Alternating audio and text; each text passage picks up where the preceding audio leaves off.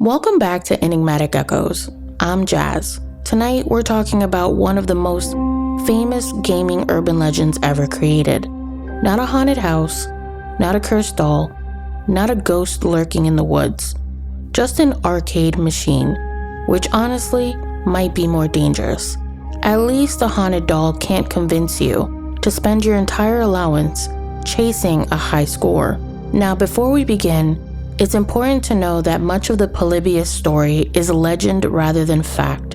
In fact, one of the most fascinating parts of this mystery is figuring out where the facts end and the folklore begins. So settle in, dim the lights, and let's travel back to the golden age of arcades. According to the story, a mysterious arcade machine called Polybius appeared in Portland, Oregon sometime in 1981.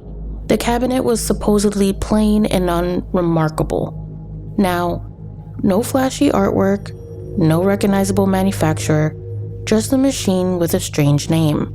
Players who encountered it reportedly found the game irresistible. Descriptions of the gameplay varied depending on who's telling the story.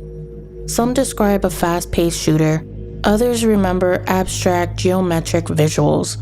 A few claim that screen was filled with hypnotic patterns designed to overwhelm the senses, but nearly every version shares the same rumors: headaches, nightmares, dizziness, memory problems, and an unusual level of obsession among players.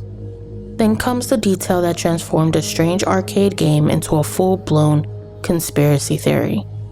Witnesses allegedly saw men in dark suits opening the cabinet and collecting information.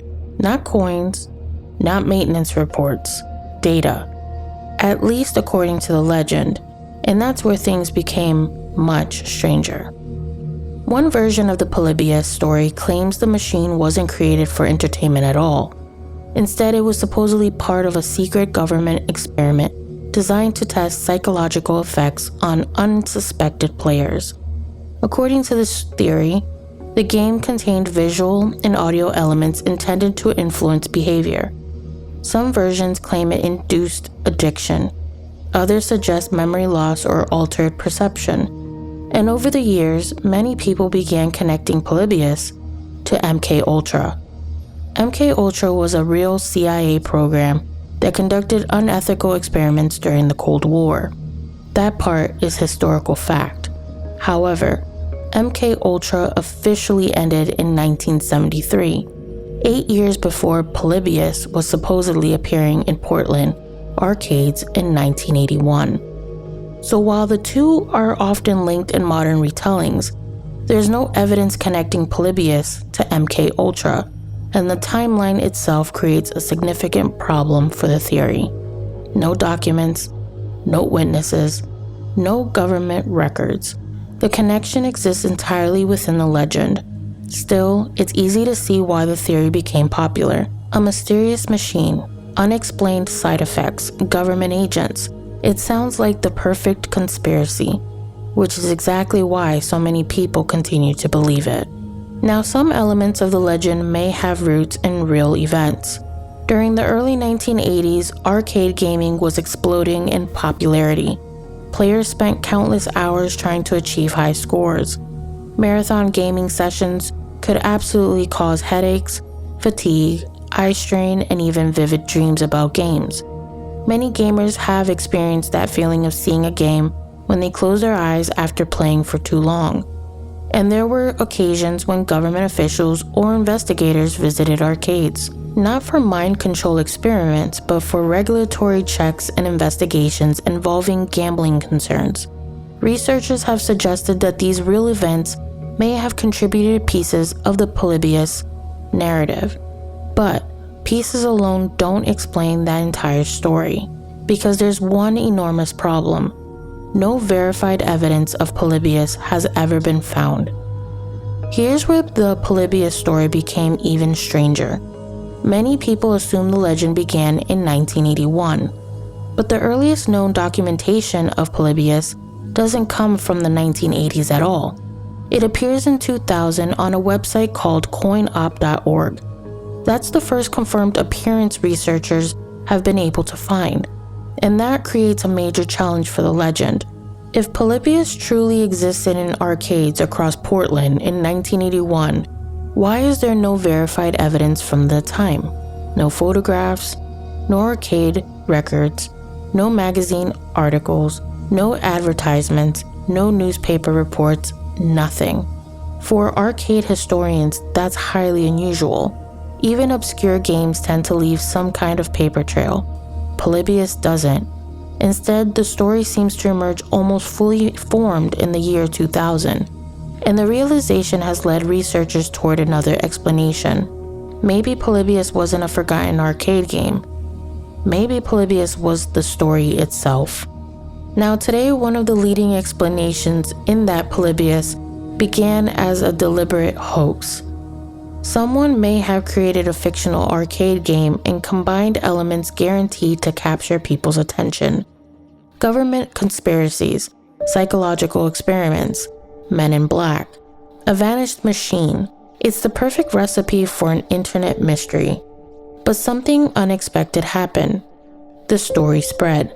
People began connecting it to real events from the early arcade era. Others linked it to concerns about video game addiction. Some connected it to MK Ultra. New details appeared, additional stories emerged, and before long, Polybius had evolved beyond a possible hoax. It became folklore. One particular strange detail involved a supposed manufacturer named Zin Uslershan. The name is often translated as something similar to deletion of the senses. Researchers have never found evidence that such a company existed. In fact, the name appears in the original 2000 coinop.org entry itself, leading many researchers to suspect it was invented by the author from the beginning as part of the mystery, which only strengthens the possibility that portions of the story were intentionally created to sound unsettling and mysterious. Yet somehow, that makes the legend even more intriguing, because now the mystery isn't just whether Polybius existed, it's who created the legend in the first place. Like many urban legends, Polybius survives because of personal stories. Over the years, individuals have claimed they remember seeing the machine. Some insist they played it. Others claim friends or relatives encountered it. A few describe vivid dreams after playing. Others remember feeling strangely drawn back to the cabinet. The problem is that none of these accounts can be independently verified. Most surfaced years, sometimes decades, after the alleged events. Memory is a powerful thing, but it isn't perfect. Researchers have long known that people can unintentionally blend memories together or remember details that never actually occurred. That doesn't mean people are lying, only that memory is more complicated than we often realize. And perhaps that's part of what makes Polybius so effective. The story feels believable, not because there's evidence, but because it contains just enough reality to make us wonder, what if? Now, most urban legends eventually fade. Polybius didn't. In fact, it became stronger. The story taps into several fears that remain relevant today. Fear of technology, fear of manipulation, fear of hidden influences operating behind the scenes. Every generation has its version of those concerns. Television, video games, the internet, social media, artificial intelligence. The technology changes, the fears remain remarkably similar. Polybius became the perfect symbol for those anxieties, not because it was real, but because it felt possible. And sometimes that's all a good legend needs. So what is Polybius? Most likely not a lost arcade machine, not a secret government experiment, and probably not a genuine mystery from 1981. The evidence points most strongly toward a story that first appeared online in 2000, possibly as a deliberate hoax inspired by real arcade culture, conspiracy theories, and public fears about technology. But that's what makes Polybius fascinating. It's one of the earliest examples of internet folklore, a modern urban legend born not around a campfire, but on a computer screen. And more than 2 decades later, people are still debating it. which may be the greatest trick Polybius ever pulled, making the world remember a game that likely never existed. And that brings us to the end of tonight's mystery, a game that may never have existed, yet somehow became one of the most famous arcade cabinets in history. Honestly, that's pretty impressive. Most games need graphics, gameplay, and actual evidence before becoming legendary. Polybius apparently skipped all three. If you enjoyed tonight's episode, don't forget to like, subscribe, and share Enigmatic Echoes with a friend.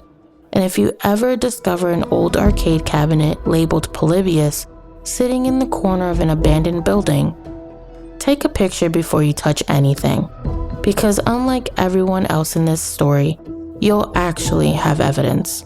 Until next time, stay curious, stay cautious, and remember, sometimes the most powerful legends aren't the ones that happened.